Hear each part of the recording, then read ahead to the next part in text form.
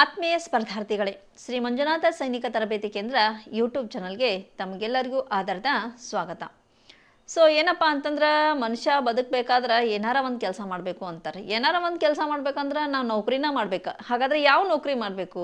ಒಬ್ರು ಹೇಳ್ತಾರೆ ಆರ್ಮಿಗೆ ಹೋಗ್ರಿ, ಒಬ್ರು ಹೇಳ್ತಾರೆ ಪೊಲೀಸ್ ಆಗ ಅಂತ ಹೇಳ್ತಾರೆ. ಯಾವ್ದಾರ ಒಂದು ಕೆಲಸ ಮಾಡೋಕ್ಕೆ ಜೀವನ ನಡೆಸ್ಬೇಕಾದ್ರೆ ಅಂತ. ಹಾಗಾದರೆ ಇದನ್ನ ಮಾಡ್ಬೇಕಾದ್ರೆ ನಾವು ಏನು ಮಾಡಬೇಕು? ಎಜುಕೇಟೆಡ್ ಆಗಿರಬೇಕು. ಸೊ ಎಜುಕೇಟೆಡ್ ಅಂದರೆ ಏನಪ್ಪ? SSLC ಆಗಿರಬೇಕು, ಅಥವಾ PUC ಆಗಿರಬೇಕು, ಡಿಗ್ರಿ ಆಗಿರಬೇಕು. ಸೊ ಅಥವಾ ಆರ್ಮಿ ಒಳಗೆ ಮ್ಯಾಗು ಟ್ರೇಡ್ಸ್ ಅಂತ ತೊಗೋತಾರೆ. ಈಗ ಯಾವ್ದಾರ ಒಂದು ಕೆಲಸ ಮಾಡ್ಬೇಕಂತಂದ್ರೆ ಫಸ್ಟ್ ನಾವೇನು ಮಾಡಿರ್ಬೇಕಪ್ಪ ಅಂತಂದ್ರೆ ನಮ್ಮ ಗುರಿ ಯಾವುದದ, ಸೊ ನಾವು ಯಾವ ಕೆಲಸ ಮಾಡಬೇಕು ಅಂತೇಳಿ ಮೊದಲ ನಿರ್ಧಾರ ಮಾಡಿರ್ಬೇಕು. ಸೊ ನಿರ್ಧಾರ ಮಾಡಿದಾಗ ನಮ್ಮ ಗುರಿ ಏನಾಗಿರ್ಬೇಕಪ್ಪ ಅಂದ್ರೆ ನಿಶ್ಚಿತವಾಗಿರ್ಬೇಕು.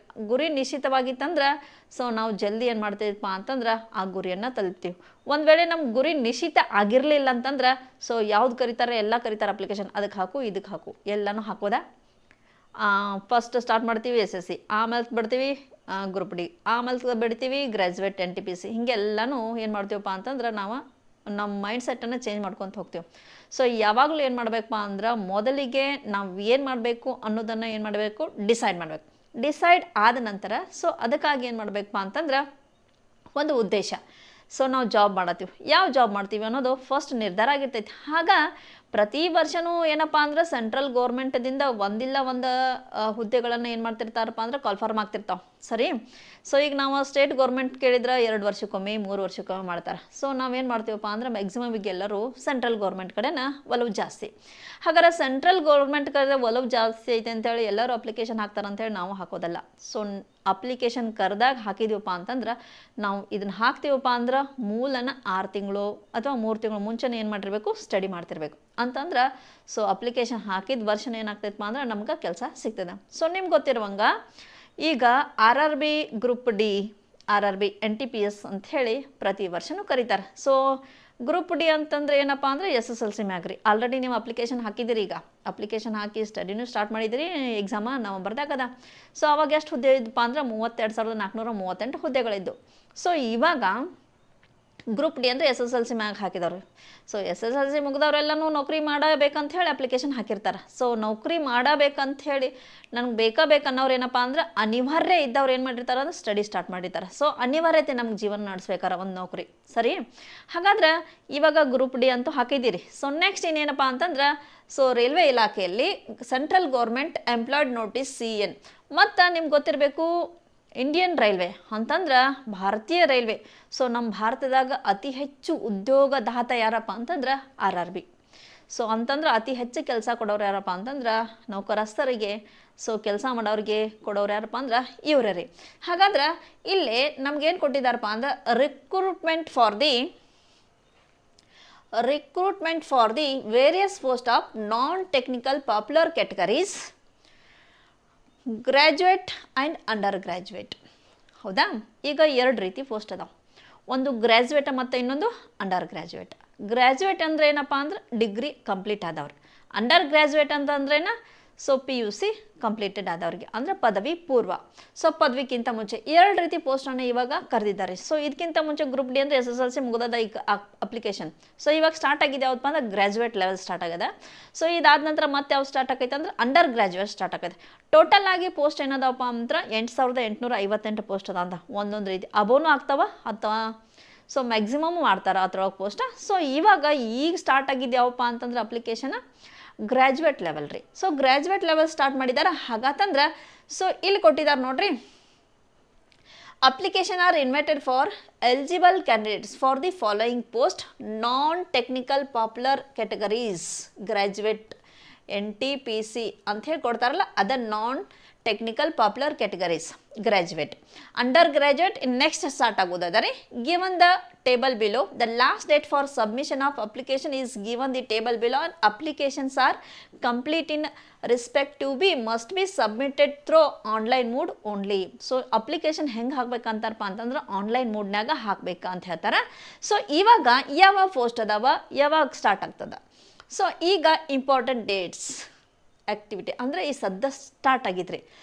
ಓಪನಿಂಗ್ ಡೇಟ್ ಆಫ್ ಅಪ್ಲಿಕೇಶನ್ ಯಾವಾಗ ಓಪನಿಂಗ್ ಆಯ್ತಪ್ಪ ಅಂತಂದ್ರೆ 21 ಅಕ್ಟೋಬರ್ 2025. ಹಾಗಂದ್ರೆ ಈಗ ಆಲ್ರೆಡಿ ಸ್ಟಾರ್ಟ್ ಆಗೈತೆ. ಯಾರೆಲ್ಲ ಡಿಗ್ರಿ ಮುಗಿಸಿರಲ್ಲ ಅವ್ರೇನಪ್ಪ ಅಂತಂದ್ರೆ ಸೊ ಗ್ರ್ಯಾಜುಯೇಟ್ ಲೆವೆಲ್ NTPC ನಿಮ್ಗೆ ಬೇಕಾಗಿತ್ತಪ್ಪ ಅಂತಂದ್ರೆ ಅದಕ್ಕೆ ಅಪ್ಲಿಕೇಶನ್ನ ಹಾಕ್ರಿ.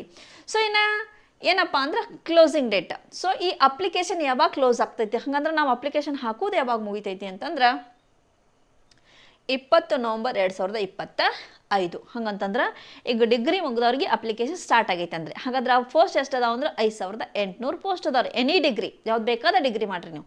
ಡಿಗ್ರಿ ಅಂದ್ರೆ BA BCom BSc BBA BCM ಸಿಕ್ಕಾಪಟ್ಟೆ ಡಿಗ್ರಿ ಅದಾವ. ಸೊ ಅದ್ರೊಳಗೆ ಸೊ ಸ್ಟಾರ್ಟ್ ಆಗೈತಿ 21ಕ್ಕೆ. ಸೊ ಎಂಡ್ ಆಗ್ತೈತಿ ಮುಂದಿನ ತಿಂಗಳ ನವಂಬರ್ 20 ತಾರೀಕು. ಸೊ ಹಾಗೆ under graduate non technical post ಒಳಗೆ ಸೊ ಅಪ್ಲಿಕೇಶನ್ ಯಾವಾಗ ಸ್ಟಾರ್ಟ್ ಆಕೈತೆ ಅಂತಾರಂದ್ರೆ 28/10/2025. ಹಂಗಂದ್ರೆ PUC ಕಂಪ್ಲೀಟೆಡ್ ಆದವರಿಗೆ ಸೊ 28ನೇ ತಾರೀಕು ಸ್ಟಾರ್ಟ್ ಆಗ್ತದೆ.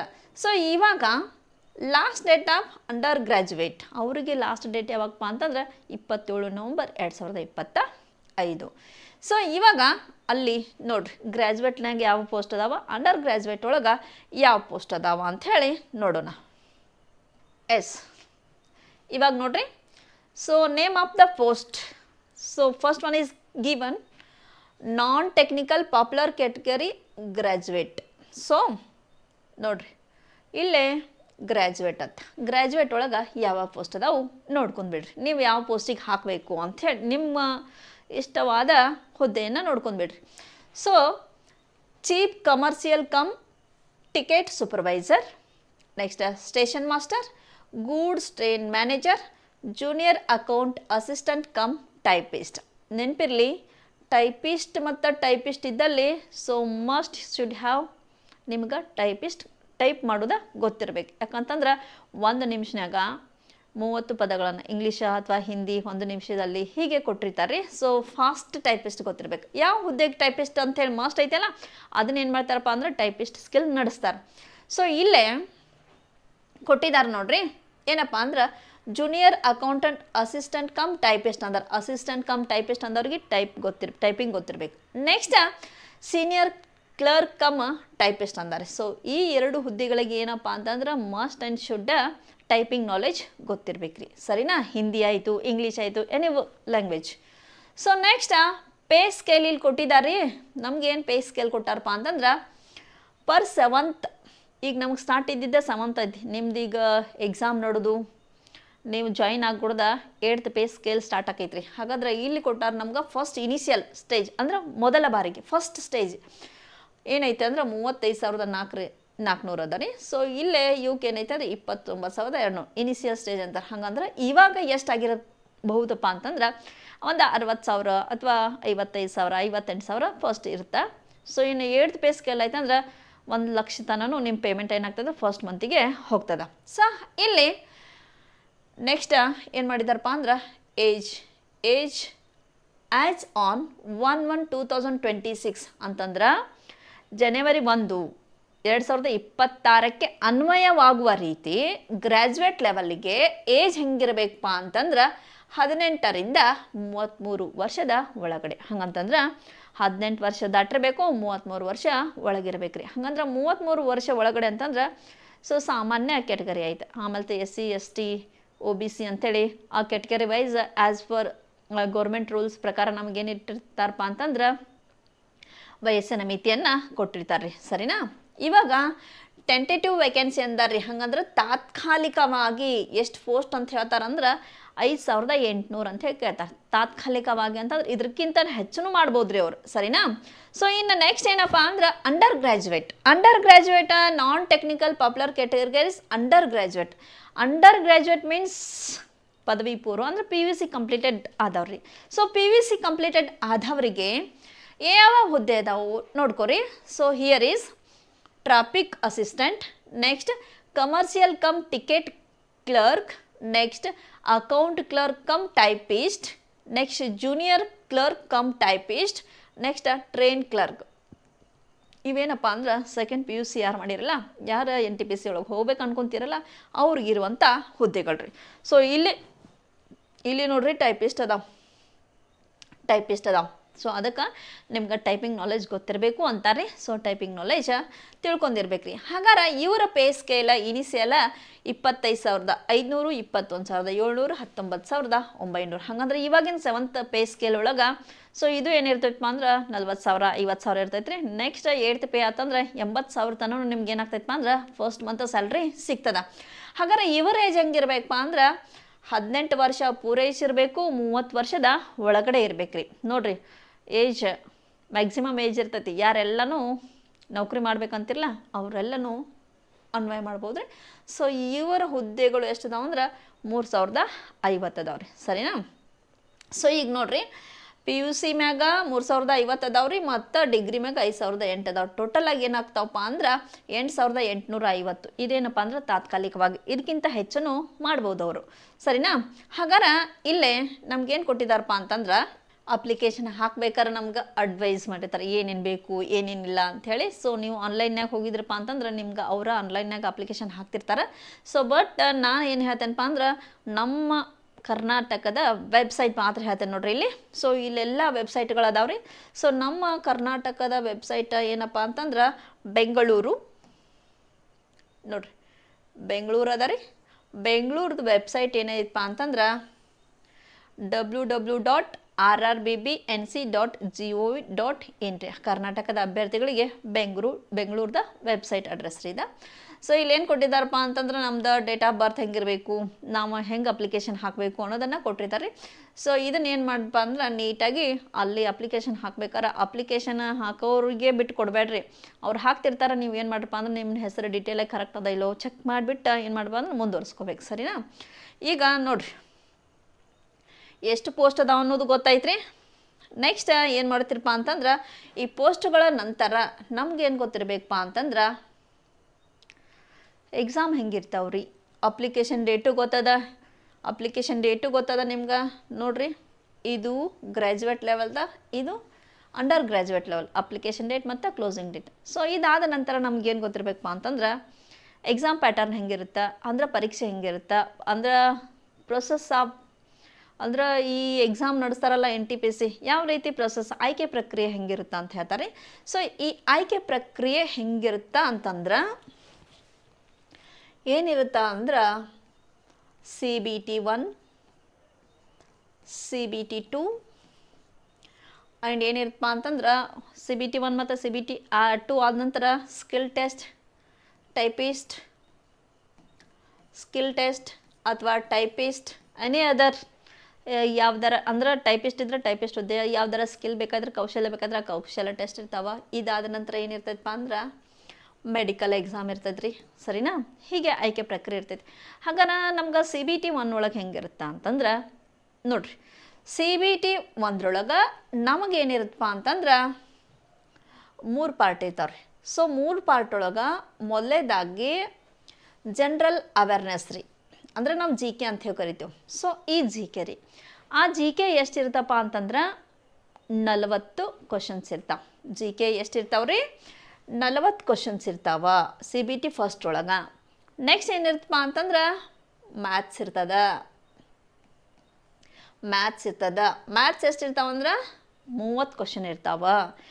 ನೆಕ್ಸ್ಟ್ ಮ್ಯಾಥ್ಸ್ ಹಂಗಂತಲೇ ಜನರಲ್ಲ ಇಂಟೆಲಿಜೆನ್ಸ ಮತ್ತು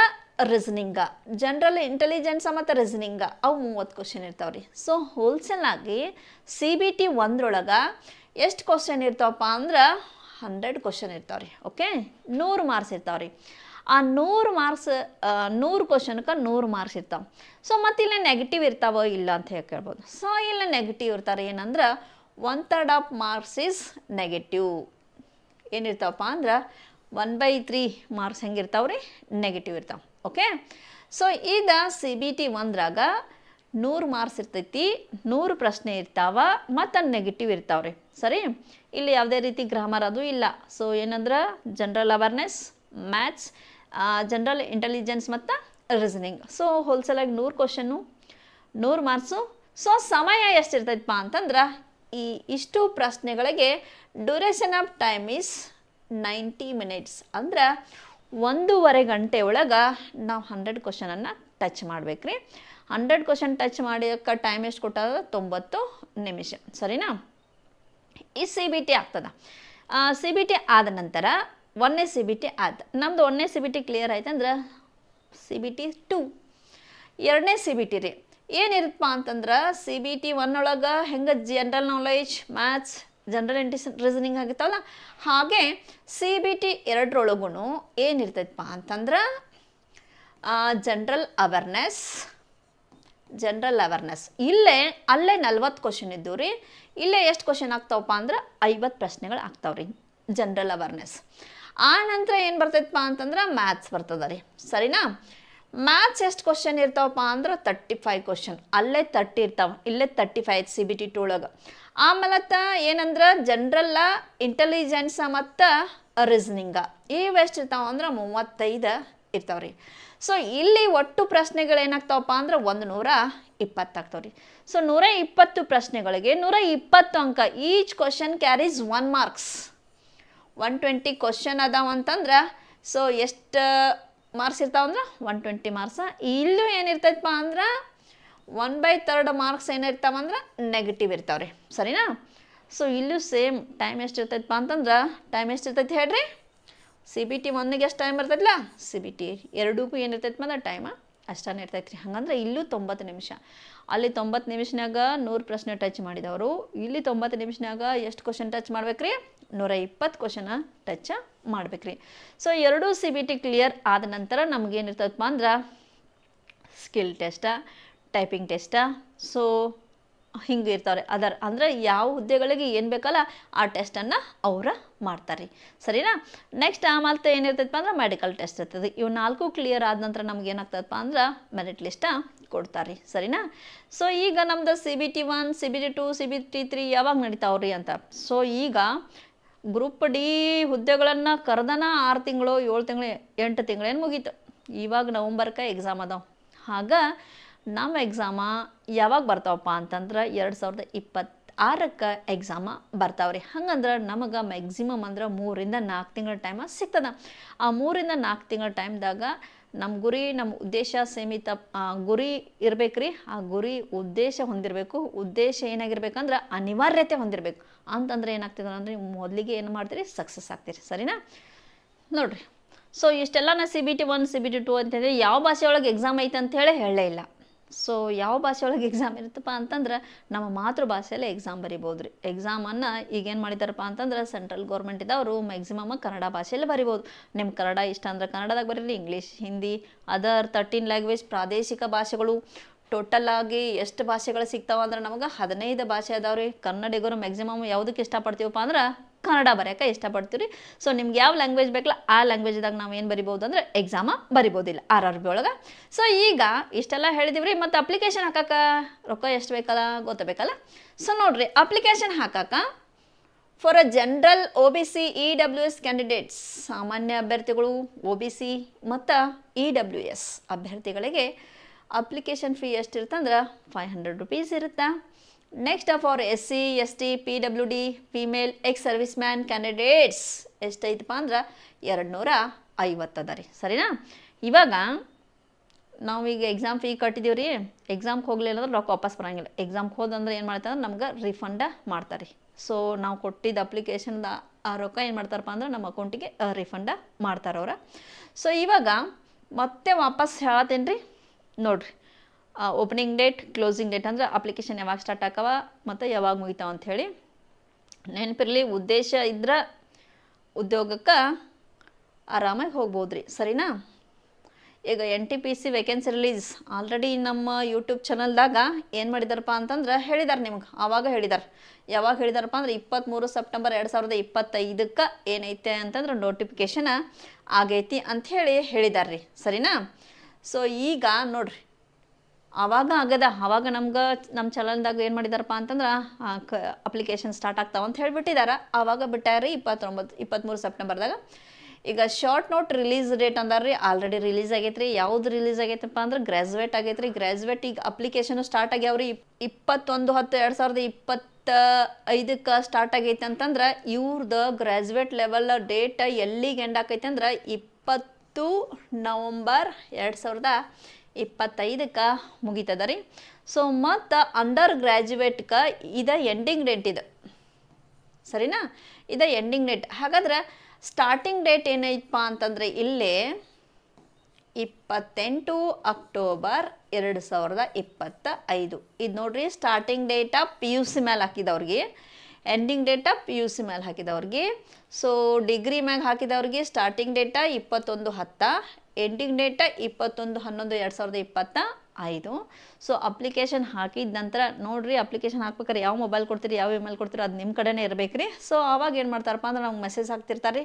ಸೊ ಅಡ್ಮಿಟ್ ಕಾರ್ಡ್ ಯಾವಾಗ ರಿಲೀಸ್ ಮಾಡ್ತಾರಪ್ಪ ಅಂದ್ರೆ ಇವಾಗ ಅಪ್ಲಿಕೇಶನ್ ಸ್ಟಾರ್ಟ್ ಆಕಾವ್ರಿ. ಎಕ್ಸಾಮ್ಗಿಂತ ಮುಂಚೆ ಏನು ಮಾಡ್ತಾರೆ ಅಂದ್ರೆ ಅಡ್ಮಿಟ್ ಕಾರ್ಡ್ ರಿಲೀಸ್ ಮಾಡ್ತಾರೆ, ಅದನ್ನು ನಿಮಗೆ ಮೆಸೇಜ್ ಹಾಕ್ತಾರೆ.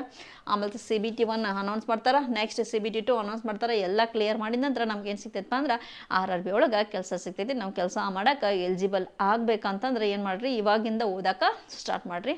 ಇನ್ನು ಮ್ಯಾಕ್ಸ್ ಸ್ಟಾರ್ಟ್ ಮಾಡ್ತಾನೆ ಅನ್ಬೇಡ್ರಿ. ಸೊ ಇವಾಗ ಏನು ಮಾಡಿರಪ್ಪ ಅಂದ್ರೆ ಸ್ಟಾರ್ಟ್ ಮಾಡಿರಿ. ಗುರಿ ಇರಬೇಕು, ಗುರಿಗೆ ಒಂದು ಉದ್ದೇಶ ಇರ್ತೈತಿ. ಆ ಉದ್ದೇಶ ಏನಾಗಿರ್ಬೇಕಂದ್ರೆ ಅನಿವಾರ್ಯ ಆಗಿರ್ಬೇಕು. ಗುರಿ ಉದ್ದೇಶ ಅನಿವಾರ್ಯ ಐತಪ್ಪ ಅಂತಂದ್ರೆ ನಿಮ್ಮ ಜೀವನದಾಗ ಯಶಸ್ಸು ಸಾಧಿಸ್ತೀರಿ. ಹಾಗಾದ್ರೆ ನೀವು ಯಶಸ್ಸು ಸಾಧಿಸ್ಲಿ ಅಂತ ಹೇಳ್ಕೊತ ಇವತ್ತಿನ ನಮ್ಮ ಜಾಬ್ ನ್ಯೂಸ್ ಏನು ಮಾಡತ್ತೀವಪ್ಪ ಅಂದ್ರೆ ಇಲ್ಲಿಗೆ ಮುಗಿಸತ್ತೇನೆ ರೀ. ಸೊ ಮತ್ತು ನಿಮ್ಗೆ ಏನಾರ ಬೇಕಾಯ್ತಪ್ಪ ಅಂತಂದ್ರೆ ಸೊ ಇಲ್ಲಿ ಕಮೆಂಟ್ ಮಾಡಿರಿ. ಯಾರೆಲ್ಲ ನೋಡತ್ತಿರಲ್ಲ ಅವ್ರೇನು ಮಾಡಿರಿ, ನಿಮ್ಗೆ ಏನಾರು ಬೇಕಂದ್ರೆ ಕಮೆಂಟ್ ಮಾಡಿರಿ. ಕಮೆಂಟ್ ಮೂಲಕ ಏನು ಮಾಡ್ತಾರಪ್ಪ ಅಂತಂದ್ರೆ ನಿಮ್ಗೆ ಆನ್ಸರ ಮಾಡ್ತಾರೆ. ಸರಿ, ಇಲ್ಲಿ ತನಕ ವೀಕ್ಷಣೆ ಮಾಡಿದ ನಿಮಗೆಲ್ಲರಿಗೂ ಮತ್ತೊಮ್ಮೆ ಏನು ಹೇಳ್ತೇನಪ್ಪ, ಧನ್ಯವಾದ ಹೇಳ್ತೇನೆ ರೀ. ಸೊ ಇನ್ನೂ ತನಕ ಯಾರು ನಮ್ಮ ಯೂಟ್ಯೂಬ್ ಚಾನಲ್ಗೆ ಸಬ್ಸ್ಕ್ರೈಬ್ ಆಗಿಲ್ಲ, ಈಗಲೇ ಸಬ್ಸ್ಕ್ರೈಬ್ ಆಗ್ರಿ. ಯಾಕಪ್ಪ ಅಂತಂದ್ರೆ ನಮ್ಮಲ್ಲಿ SSGD ಕ್ಲಾಸ್ ಸ್ಟಾರ್ಟ್ ಆಗ್ಯಾವ್ರಿ ಯೂಟ್ಯೂಬ್ನಾಗ. ಸೊ ನೆಕ್ಸ್ಟ್ ಆಫ್ಲೈನ್ನಾಗೂ ಕ್ಲಾಸ್ ನಮ್ಮಲ್ಲಿ ಇರ್ತಾವೆ. ಯಾವಾಗಲೂ ಏನಂತ ಆರ್ಮಿ, SSGD, MTS, ಹವಾಲ್ದಾರ್ ಎಲ್ಲ ಹುದ್ದೆಗಳಿಗೆ ಏನು ಮಾಡ್ತೀವಪ್ಪ ಅಂದ್ರೆ ನಾವು ಎಕ್ಸಾಮ್ ವಿತ್ ಫಿಸಿಕಲ್ ಕೋಚನ್ನು ಮಾಡ್ತೀವಿ ರೀ. ಎಲ್ಲರೂ ಬಂದ ಭೇಟಿಯಾಗ್ರಿ. ಸೊ ನಿಮ್ಮ ಕನಸನ್ನು ನನಸು ಮಾಡ್ಕೊರಿ. ಧನ್ಯವಾದ. ನಮ್ಮ ಸಂಸ್ಥೆಯಲ್ಲಿ SSCGD, SSC MTS ಮತ್ತು ಹವಾಲ್ದಾರ್ ಹುದ್ದೆಗಳಿಗೆ ಪೂರ್ವಭಾವಿಯಾಗಿ ದೈಹಿಕ ಮತ್ತು ಲಿಖಿತ ಪರೀಕ್ಷೆಯ ತರಬೇತಿ ಕೊಡಲಾಗುವುದು. ಪ್ರವೇಶಗಳು ಪ್ರಾರಂಭವಾಗಿವೆ. ಕರ್ನಾಟಕ ಪೊಲೀಸ್ ಕಾನ್ಸ್ಟೇಬಲ್ ಹುದ್ದೆಗಳ ತರಬೇತಿಗೆ ಪ್ರವೇಶ ಪ್ರಾರಂಭವಾಗಿವೆ. ಸಂಪರ್ಕಿಸಿ. ಪಾಲಕರ ಆಶೀರ್ವಾದ, ಯುವಕರ ಪ್ರೋತ್ಸಾಹದಿಂದ ಸರ್ಕಾರದಿಂದ ಮಾನ್ಯತೆ ಪಡೆದು ಕರ್ನಾಟಕದಲ್ಲಿ ಯಶಸ್ವಿಯಾಗಿ 21ನೇ ವರ್ಷದಲ್ಲಿ ಮುನ್ನಡೆಯುತ್ತಿರುವ ಸಂಸ್ಥೆಯಿಂದ ಇಂಡಿಯನ್ ಆರ್ಮಿಯಲ್ಲಿ Agniveer, general duty, tradesman, army assistant officer, storekeeper ಮತ್ತು ಟೆಕ್ನಿಕಲ್ ಹುದ್ದೆಗಳಿಗೆ ಅಗ್ನಿವೀರ ಇಂಡಿಯನ್ ಆರ್ಮಿಯನ್ನ ಸೇರಬಯಸುವ ಅಭ್ಯರ್ಥಿಗಳಿಗೆ ಪೂರ್ವಭಾವಿಯಾಗಿ ಕಂಪ್ಯೂಟರ್ ಬೇಸ್ಡ್ ಎಕ್ಸಾಮ್ ಹಾಗೂ ದೈಹಿಕ ಪರೀಕ್ಷೆಗಳಿಗೆ ತರಬೇತಿ ನೀಡಲಾಗುವುದು. ವುಮೆನ್ ಮಿಲಿಟರಿ, ಪೊಲೀಸ್, ಸ್ಟೇಟ್ ಹಾಗೂ ಸೆಂಟ್ರಲ್ ಪೊಲೀಸ್ ಕಾನ್ಸ್ಟೇಬಲ್ ಹಾಗೂ SSCGD, BSF, CRPF, Assam rifles, ITBP, CISF, SSB ಹಾಗೂ ಮುಂದೆ ನಡೆಯುವ ಅಗ್ನಿವೀರ ಆರ್ಮಿ ರ್ಯಾಲಿಗೆ ಪುರುಷ ಹಾಗೂ ಮಹಿಳಾ ಅಭ್ಯರ್ಥಿಗಳಿಗೆ ತರಬೇತಿ ಕೊಡಲಾಗುವುದು. ಹಾಸ್ಟೆಲ್ ಸೌಲಭ್ಯ ಕೂಡ ಇರುತ್ತೆ. ಸಂಪರ್ಕಿಸಿ ಶ್ರೀ ಮಂಜುನಾಥ ಸೈನಿಕ ತರಬೇತಿ ಕೇಂದ್ರ, ಮೂಡಲ್ಗಿ, ತಾಲೂಕು ಮೂಡಲ್ಗಿ, ಜಿಲ್ಲೆ ಬೆಳಗಾವಿ, ರಾಜ್ಯ ಕರ್ನಾಟಕ. ಪ್ರವೇಶ ಪ್ರಾರಂಭವಾಗಿದೆ.